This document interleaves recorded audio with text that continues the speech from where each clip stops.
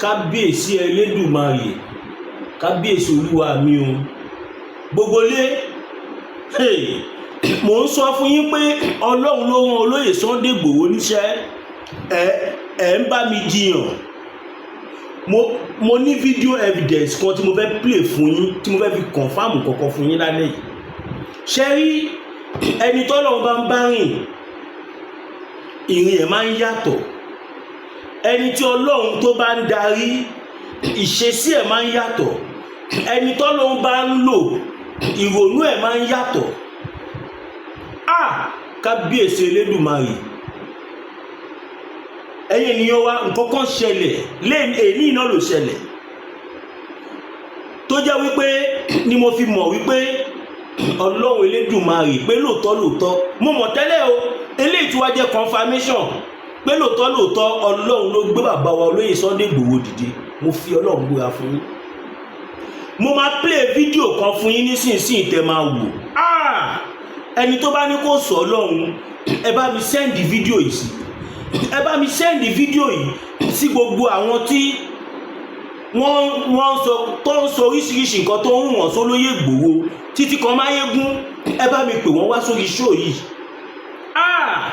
Kábíyèsí Elédùmarè, ṣe rí ẹni tọ́lọ́run bá ń bá rìn, ìrìn ẹ̀ máa ń yàtọ̀. Ẹni tọ́lọ́run bá wà pẹ̀lú, ìrìn ẹ̀ máa yàtọ̀, ìṣesí àyàtọ̀, ìrònú àyàtọ̀. Fídíò tí mo fẹ́ play fún yín yìí, ibẹ̀lẹ̀ ti máa rí wípé tó bá sọ pé original, the man who saw tomorrow, who also saw the future of Yoruba land, is Chief Sunday Adeniyi Adeyemo Igboho Òòṣà, ẹkùn ọkọ Fúlàní. Àjànàkú kọjá mo rí nǹkan fìrí tí tàbá rérin ká ní arérin. Ẹmu ẹkì ẹran bí òrẹ̀ kọ́ Ọlọ́run. Àwọn nǹkan kan wà tó ti ń ṣẹlẹ̀ tó jẹ́ kí ẹ̀yin èèyàn wa kẹ́ ti fi mọ̀ pé ẹni òróró Ọlọ́run ni bàbá wa olóyè Sunday Igboho. Ẹni tó lọ́wọ́ máa ń kọ́ sí ni. Máyégún jáde lánàá, ó fi Máyégún sẹ́ẹ̀tì tíráàpù kan lánàá. But inú mi dùn wípé bàbá mi Ọláyọmí Kóìkì wọ́n sáré gbé àwọn ìgbésẹ̀ kan tó fi jẹ́ káṣírí yẹn tú lè ní. Ohun tí mò ń sọ á máa ṣọ́ọ̀kì ẹ̀yin èèyàn bákan tàbí kó máa yé yín, máa láyé yín, kódà máa fi video evidence hàn yín. Yes, Máyégún jáde lánàá, ó incite olóyè against the public. Ó ń sọ pé olóyè Igboho, ó ń sọ ní sọ bí pé wọ́n ti dalẹ̀. Ó mọ̀ pé wọ́n dalẹ̀, ẹ máa gbọ́ o. Ó ń sọ ní sọ pé wọ́n ti tẹ̀lé Tinubu, ó mọ̀ pé wọ́n tẹ̀lé Tinubu. Kí ló wá ṣẹlẹ̀? This is exactly what happened. Màá kọ́kọ́ fẹnu sọ fún yín, tí bá tó wá fẹnu sọ tán, màá wá play full video fún yín 3 minutes plus ní kẹ́ farabalẹ̀ wò. Ọmọ Adéyẹmọ ó ká sókè. Ọlọ́run fún bàbá yẹn ní ọgbọ́n, Ọlọ́run fún wọn ní ìmọ̀, Ọlọ́run fún wọn ní òye tọ́lọ́run fún wọn, òun ló fi overcome trap àná yẹn. Ẹ máa wò pé trap wo ni mò ń sọ̀rọ̀ nípa ẹ̀, ẹ máa gbọ́ trap yẹn sìn. Máyégún ọmọ àlè ẹ̀ ó ń sọ oríṣiríṣi ọ̀rọ̀ nípa olóyè, káwọn aráàlú kí wọ́n lè rí pé olóyè wọn ò ṣe ti protest. One, àwọn èèyàn máa bínú sí wọn. Ìdí tó ṣe sọ̀rọ̀ yẹn ni wípé ó fẹ́ jẹ́ kó lóyè sọ jáde pé àwọn support protest yẹn. Ó mọ̀ pé olóyè ò ní sọ̀rọ̀ kó má ṣe bẹ́ẹ̀. Òun kọ́ ló ṣiṣẹ́ yẹn o, àwọn kan ló gbéṣẹ́ yẹn fún.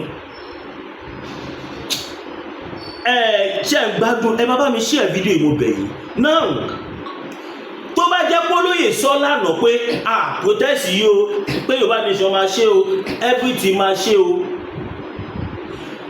Tó bá dé níyì, ẹ wo àdúrà èèyàn tó ti withdraw from that protest. gbogbo àwọn northern elders pátápátá fẹ́m wọ́n ti withdraw from that protest. Ọ̀pọ̀lọpọ̀ àwọn èèyàn wọ́n ti withdraw. Tó bá jẹ́ pé Olóyè sọ lánàá fáwọn support ni Olóyè nìkan àtàwọn Yorùbá nation ló máa fẹ́ kù níta. Ẹ gbọ́ everybody lè mọ̀ kí bàbá wa ò ní sọ̀rọ̀ kó má ṣe bẹ́ẹ̀. Tábà wá wọlé wọ́n wá ní àwọn ọmọ Yorùbá nation là ń dàlú. Wọ́n á ní kó tag wa as terrorist, kó tag wa as àdàlú.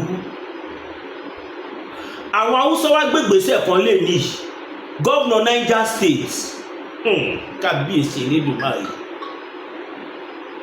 Governor Niger State gbogbo wọn ti withdraw support fún protest yẹn lè ní. Ó wá jáde ó wá sọ àwọn ọ̀rọ̀ kan tẹ́wọ́ Ọlọ́run ti bà mí ibi tí mò ń lọ gbọ̀ngbọ̀n yìí. Ó wá kó oúnjẹ jáde ó lóun máa fún wọn ní 50,000 metric tons. Governor Niger ó dáko lọ àwọn kàbá ilẹ̀ Haúsá ó dá àwọn jàǹdùkú wọn sílẹ̀ Yorùbá ká má bàa lè dáko. Ọmọ pé tá bá dáko tá bá ń oúnjẹ jẹ àwọn ò lè mú wa gẹ́gẹ́ bí ọ̀rọ̀ tí bàbá wa Awólọ́wọ̀ sọ́njọ́ kìíní àná táwọn ọmọ Ìgbò kan tí wọ́n mọ̀ tán tó ń twist ẹ̀. Nígbà táwọn Biafra ń jagun nígbà tí wọ́n ń jagun Biafra Yorùbá káwọ́ gbérí àwọn kà ń wò wọ́n. Ẹ ti kọ́ńkà àwọn tẹ́ ń bájà ẹ wá sọdá sílẹ̀ Yorùbá ẹ wá bẹ̀rẹ̀ sí ní jà ìjà yẹn lẹ̀ Yorùbá. Ṣé ilẹ̀ Yorùbá jẹ́ battlefield ni?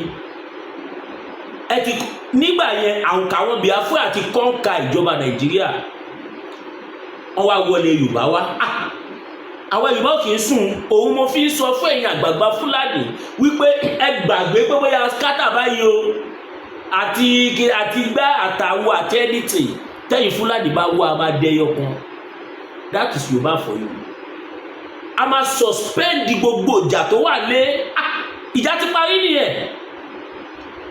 Ẹ̀yin kẹ́ wá a máa jẹ́ kẹ́ mọ̀ pé bọ́kùnrin a máa defend ra wa. Now Governor Niger State ti kó jẹ síta báyìí video evidence wà. Eléyìí kì í ṣe pé ó dẹ̀ tún ṣe ó tún sọ àwọn ọ̀rọ̀ kan.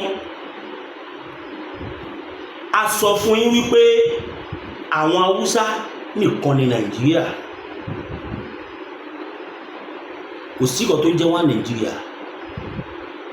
Kò sí nǹkan kan tó ń jẹ́ bẹ́ẹ̀. Ẹ wo famine tí Niger State governor tó ń control. Kí ló ṣẹlẹ̀ sáwọn governor ti wà nílẹ̀ Yorùbá? Ilẹ̀ wa tún dáa jù ilẹ̀ wọn lọ. Ilẹ̀ Niger ò dá tó lẹ̀ wa sọ fẹ́ para wọn ni. Kí ló dé tí àwọn olóṣèlú tiwa náà governor senator kọ̀ọ̀kan kí lé tí wọ́n dáko lọ? Ìyẹn lè fi máa mọ̀ pé wọ́n purposely fi poverty fi control wa ni. Ọmọ pé tó ń jẹ́ bá wà ní circulation tẹ́bí bá ti kúrò náà rọ̀ àbùṣebùṣe. Ẹlòmíì wà kò sí kankan tó ń wá láyé ẹ̀ kọjá káṣí yóò máa bò kó máa róúnjẹ àárọ̀ jẹ kó máa rí tọ̀sán jẹ kó máa rí talẹ́ jẹ. Gọ́vnọ̀ yìí wá tẹ́ bá rí adúró oúnjẹ tó ń control báyìí ní family. Àwọn àgbààgbà tiwa wọn ṣe kankan nísìnyí báyìí wọ́n ti ń pín oúnjẹ ní Niger. Ẹ̀yin tẹ́ wà nílẹ̀ Yorùbá à plan protest. I don't know if I'm communicating. Wọ́n gbé protest lé àwa lọ́wọ́. Àwọn wá solutions life tiwọn. Kò ń ṣe ìbẹ̀rù làwa ò ṣe support protest. Nigerian government fún ara wọn mọ̀ pé tá a bá fẹ́ jáde a máa jáde tán life and direct. Peaceful rally tá máa ń ṣe bá ṣe jáde ní ẹnujọ́ mẹ́ta tí máa yé gbólórí burúkú yẹn spread the fake news. ìgbà tí àwọn ọlọ́pọlọ dúdú ara lé ọ̀kan ìgbà táwọn náà máa sọ̀rọ̀ wọ́n ní ẹ Sunday Igboho bó ṣe cross border báyìí ó sáré sá padà ní mo pé àbà ní program tá a ṣe ń bẹ̀ tó lọ bí i 6 to 7 hours jagunjagun yàtọ̀ sí jagunjagun. Máyégún tó ń sọ̀rọ̀ yìí iṣẹ́ owó ẹ̀ ló ń ṣe iṣẹ́ owó ẹ̀ ní Máyégún kì í ṣàjìjàgbara is a political blogger yeah is a political blogger tó bá yẹ pé ó jájìjàgbara ni as ọmọ Yorùbá àárín àwọn ọmọ Yorùbá ẹgbẹ́ ìlú máa wà but torí pé àwa ò gbà kó rẹwà tà ìgbà táwa ò gbà tá a fún ní chance ó padà síbi tí ó ti ń bọ̀ kò sẹ́ni tó ń wò mọ́ Máyégún of all people kò sẹ́ni tó ń wò mọ́ ẹnu àná tó jáde tó dárúkọ olúwa mi ẹ lọ wo èèyàn tó ń wò live ẹ lọ wo channel ẹ fídíò tó wà ń bẹ the most view video tó wà lórí channel Máyégún 3 years ago ni ìgbà tí bàbá wa Olóyè Sunday Igboho tó gbé fídíò wọn 94,000 view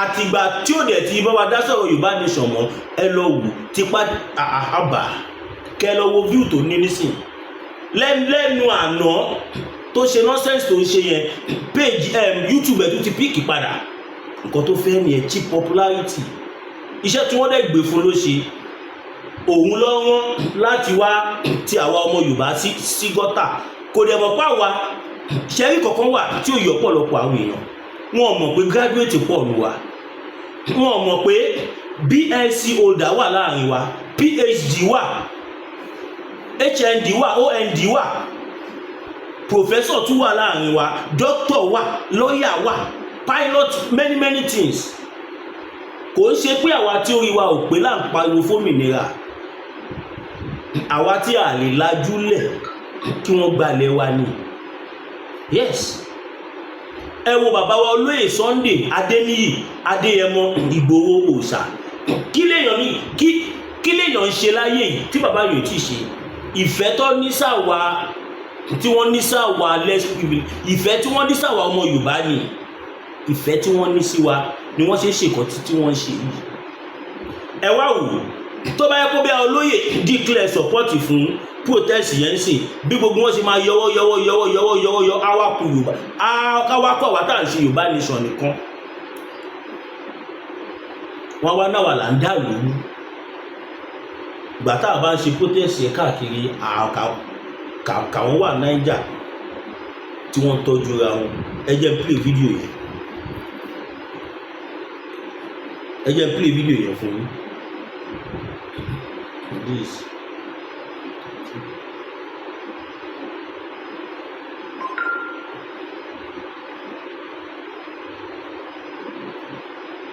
Ẹ jọ̀ọ́ ń fẹ́ kẹ́ pín fídíò yìí ẹ pín tó ibi tí a wíra dé yìí. Let me know. Do we have our youth are obedient, they are law-abiding, they are respectful, we understand where we are coming from. We will not allow anybody to use us in our tranquility to cause problem for this country. During the dry season, people did not believe we could farm. We have so much food in our reserve. And from today, we have so much food in our reserve. We have so much food in our reserve. Ìtawà máa jẹ lásán nílẹ̀ Yorùbá a ò ní. Ká máa sọ pé ìta fẹ́ tọ́jú. Ká máa sọ pé tó máa wà ní reserve. Táì tí mọ̀jọ́ tí ó máa kàn. À ń sọ fún yín pé àwọn wèrè tẹ́ ń wò yìí wọ́n tì wá síwájú ni. Ṣojú gbogbo yín ti wá jà báyìí. Ṣojú yín ti wá jà àbí kò tí ì jà báyìí. Àwọn àgbẹ̀ tí wọ́n lọ́hùn wọ́n ń dáko wọ́n ń gbin àgbàdo wọ́n ń gbin iṣu wọ́n ń gbin oríṣiríṣi nǹkan, wọ́n ń ṣe nǹkan tó dáa, wọ́n wá rún àwọn ọmọ tí wọ́n sílẹ̀ Yorùbá kó máa pa wá, kó máa jí wa gbé, kó máa pa wá, kó máa ṣe oríṣiríṣi nǹkan. Ẹ̀yin àgbààgbà tí wá dákẹ́. Kábíyèsí Elédùmarè, ó mà ṣe o. Ṣé rí pé Ọlọ́run ló ní kí bàbá wa wà fẹ́ kí a mọ̀ kọ́ ta fẹ́. Tó bá jẹ́ pé bí a jẹ́ ruffians tàbí tí a bá jẹ́ tout ọ̀ tá bá jẹ́ àìjáde wa ilẹ̀ fi máa mọ̀ pé a mọ̀ kọ́ ta fẹ́. We knew what we want. Kò ń ṣe nǹkan tá à ń béèrè fún nìyẹn. Ẹ̀yin tẹ̀yìn ṣe rí jọ́nà lẹ́lẹ̀ bá wọn dá sí nǹkan bẹ́ẹ̀ yẹn. Àwa ò ṣe rí jọ́nà. Freedom làwa fẹ́. Total freedom.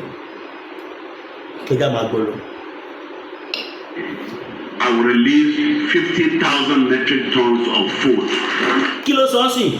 Òun máa release 50,000 metric tons of food. Nígbà tó jẹ́ pé ilẹ̀ Yorùbá àwa ò ní má, a ò lẹ́yọ kan lásán. Ìtòsí kọ́kọ́ fẹ́ release nìyẹn, kò ní gbogbo nǹkan tó wà ní storage nìyẹn o. Wọn ì tí fọwọ́ kan reserve o. Ní ìtòwà ń ta gbangba, òun máa release 50,000 metric tons of oúnjẹ. Wọ́n wá supply ẹ̀ sí gbogbo ilẹ̀ Haúsá. Nígbà tí àwọn tó fẹ́ wọ́n níṣẹ́ tó bá tó àsìkò tó máa jíṣẹ́, wọ́n wá sọ fún ọ pé yẹ nìṣó wọ́n wá rọ́ wá sílẹ̀ Yorùbá. Wọ́n á máa ṣe wá ṣàkàṣàkà, wọ́n á wá fi ebi fi kọ́ńkà wá. Irú ẹ̀ ò ní ṣẹlẹ̀. Tó bá kújọ́ kan kó ṣẹlẹ̀ kílẹ̀ Yorùbá jí lójú oorun ni, ayájàlá ni. Kílẹ̀ fi ṣeré yìí? Ogun ń kó wá lẹ̀ Yorùbá ni wá.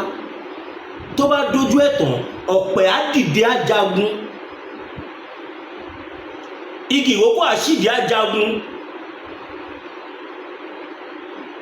Àwọn ẹ̀mí inú afẹ́fẹ́ wọ́n á dìde wọ́n á jagun nílẹ̀ Yorùbá. Akin ni wá. Ẹ̀yin àgbààgbà wa lè ń dọ̀ wa. Mo fi Ọlọ́run búra, ẹ̀yin lè ń dọ̀ wa. Ìwọ̀nba pọ̀ wá náà lè jọ ọmọlúàbí ni. Tábà ń ṣe ọmọlúàbí, a ò ní rí gàdà àwọn àgbà kọ̀ọ̀kan. A ní rí gàdà àwọn àgbà wa gàdà. Ẹ wo nǹkan táwọn àgbààgbà Haúsá, ẹ wo ohun tí wọ́n ń ṣe nílẹ̀ Haúsá, ẹ wo ohun tẹ̀yin àgbààgbà tiwa, ẹ wo ohun tẹ̀ ń ṣe fún wa. Now president wa ọmọ Yorùbá ni. Minister of Agriculture mi rántí orúkọ wọn. Now is there any change in Yorùbá land? Inspector General of the Nigerian Police Force, IG, Inspector Egbetokun, Inspector Lágbájá, sorry, mo ti ń gbé síra wọn. IG ọlọ́pàá, Inspector Egbetokun, ti Nigerian Army,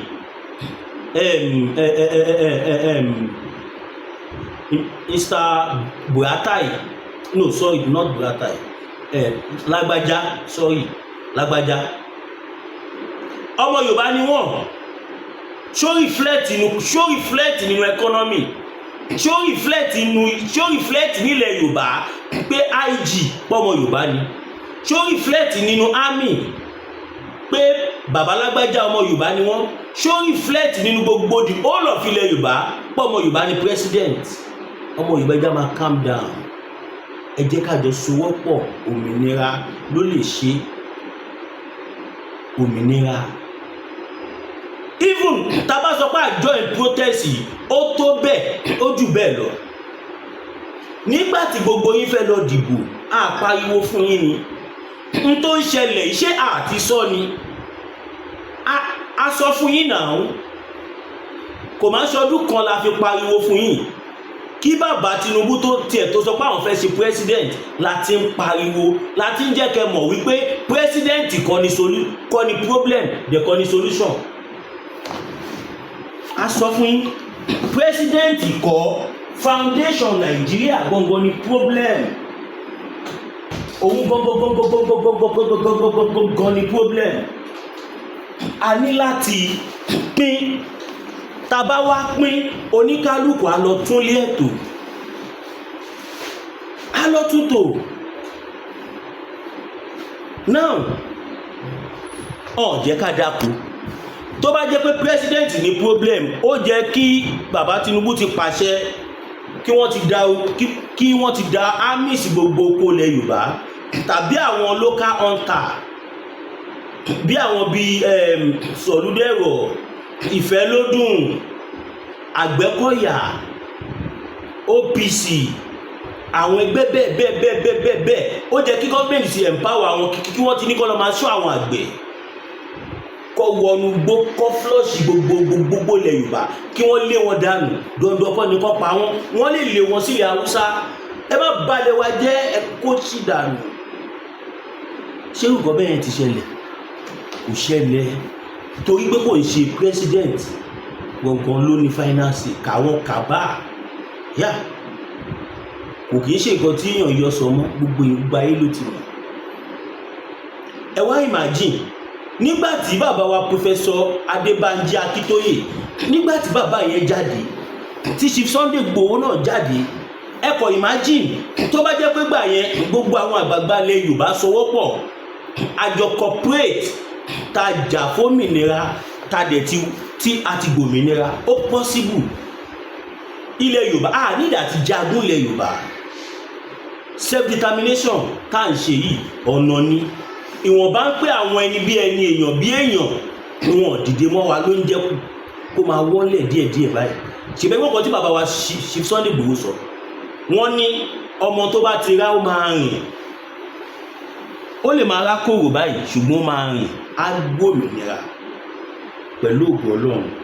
Gẹ́gẹ́ máa play fídíò yẹn lọ.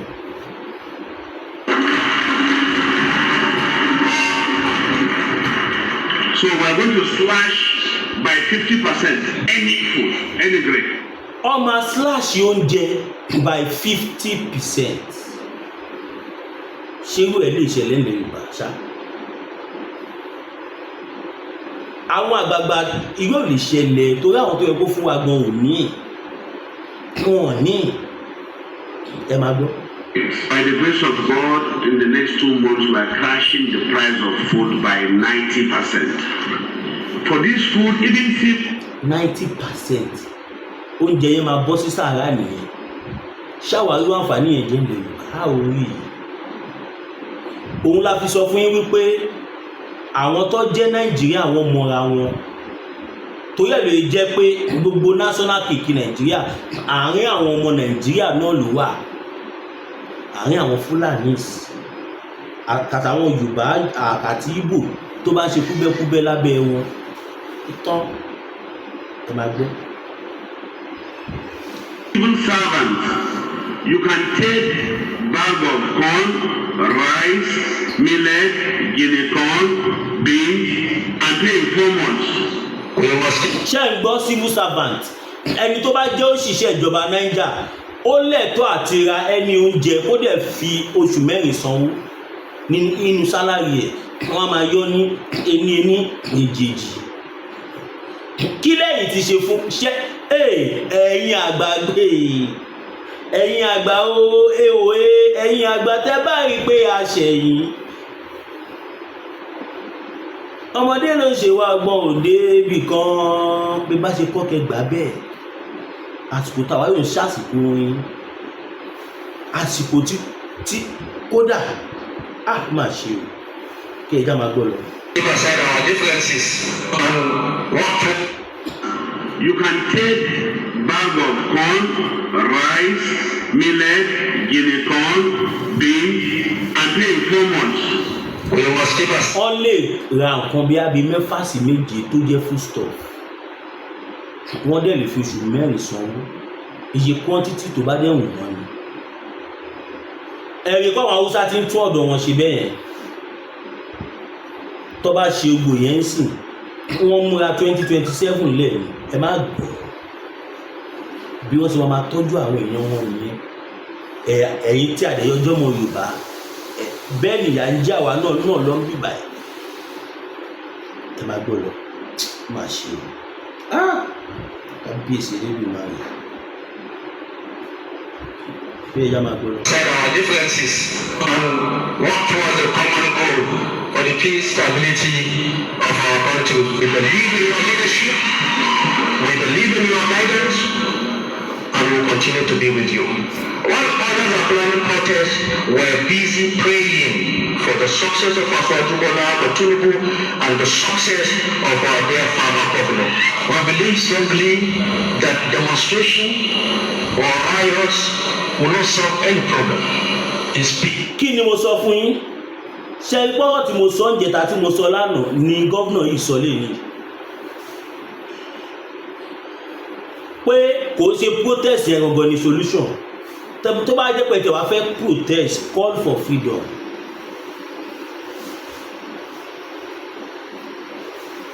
Ṣáà lè sọ pé mi àti gómìnà yìí jọ sọ̀rọ̀ tẹ́lẹ̀. Call for freedom. Bó ṣe náà fẹ́ protest fún bad governance. Tó bá jẹ́ pé freedom lọ pé fún ni àbá kẹ́ ẹ̀ mọye millions of ọmọ Yorùbá tó máa tú jáde. Àwọn Yorùbá nation pọ̀ gan-an, gbogbo ọmọ Yorùbá káàkiri àgbáláyé ni mẹ́mbà wa. Àyàfẹ́ ẹni tó bá jọ́ mu àlè kan ló máa lóhùn sára wa. Kẹ́ni tó bá dẹ̀ tí lóhùn sára wa òun sára wa nìyẹn. Now look at this. Kẹ́kẹ́ ká máa gbọ́ lọ. Dialogue, understanding, and change of attitudes can solve all our problems. We are all working, but we are deployed to Niger because indeed we find leadership, we find support, and we have no reason but to deliver. Let's call our children to order, especially women mothers. So let us not be part of this. Wọ́n ti ń kìlọ̀ fáwọn ọmọ wọn. Olórí burúkú Máyégún ó wá rò pé òun lè ti bàbá wa ti Sunday Igboho sí rìn. Máyégún ó kéré sí irú ẹ̀kọ́ ṣùgbọ́n àwọn tí wọ́n ń rán ẹ̀ṣẹ̀ yẹn gan-an ọ̀hún fi làákàyè sí torí ó jẹ́ kó mọ̀ pé ó ní weight tó bá jẹ́ pé ó ní weight nsìn tó bá sọ á sì lè máa wò pé kí ló ń ó ní weight as in ó sí ní 1 to 1 million lẹ̀ Yorùbá ó sínú àwọn tó lẹ́nu ọ̀rọ̀ ó lẹ́nu ọ̀rọ̀ Máyégún.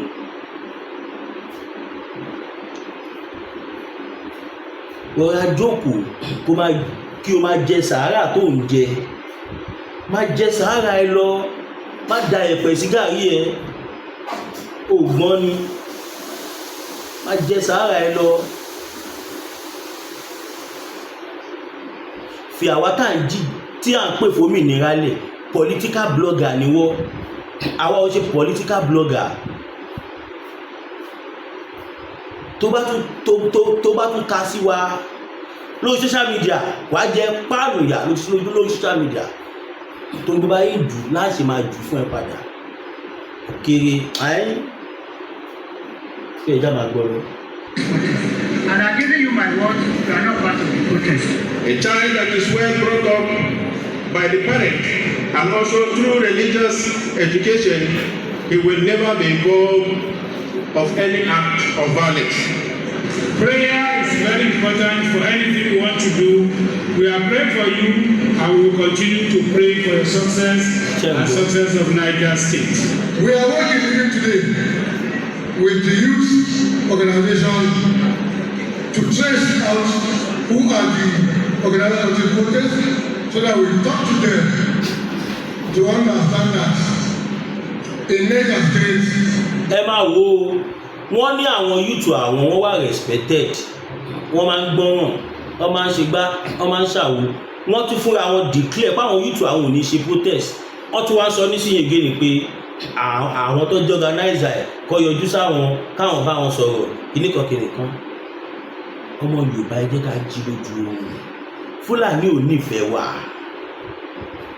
this is a clear evidence tí tẹ́yìn ọmọ Yorùbá tí ẹ fi máa mọ̀ wípé òmìnira nìkan ló lè ṣe àwa ọmọ Yorùbá by now ó jẹ́ ká ti mọ̀ pé Ọlọ́run ló gbé Sunday Igboho dìde Ọlọ́run jẹ́wọ́ agbára ẹ̀ ní wọ́n lo máyégún wá ní wọ́n fẹ́ fi ti ọ̀rọ̀ sí bàbá wa lẹ́nu. Òun ti wá gbàgbé pé gbogbo nǹkan ni bàbá wa fi jù òun lọ́nu ayé, gbogbo nǹkan téèyàn fi ń jùyàn lọ láyé gbogbo ẹ̀ ni wọ́n fi jù ẹ lọ. Ẹni tó jẹ́ pọ́lọ́run fún nímọ̀ òye àti ọgbọ́n àtàgbàrà kò wá rò pé o kò lè tì wọ́n síwájú bẹ́ẹ̀ yẹn. Èmi ti sọ fáwọn bàbá wa Ọláyọmí, mo sọ bàbá Ọláyọmí Kóyìkí pé wọ́n ti pọ̀ jù fún ẹ, kọ́ fi ẹ̀lẹ̀ fáwọn ọmọdé, kọ́ fi ẹ̀lẹ̀ fáwọn àti ajẹ́ ọmọdé yìí. Kódà irú èmi gan tún lè má dà ẹ́ lóhùn, kó lè dá àwọn ọmọ tó wà, kó lè dá àwọn tí wọ́n tẹ̀tú bẹ̀rẹ̀, tí wọ́n ṣẹ̀ bẹ̀rẹ̀, kó lè dá àwọn lamá ní kíkọ́ lọ fún ẹ lésì kéré. Ṣé o pa wà ń ṣe political blogger ló pè wá ní mo bù yẹ máa gbọ́. Organization to trace out who are the organizers of the protest so that we talk to them to understand that in Niger State this protest is not welcome. Want to assure you that the youth conspiracy of Niger State are not intended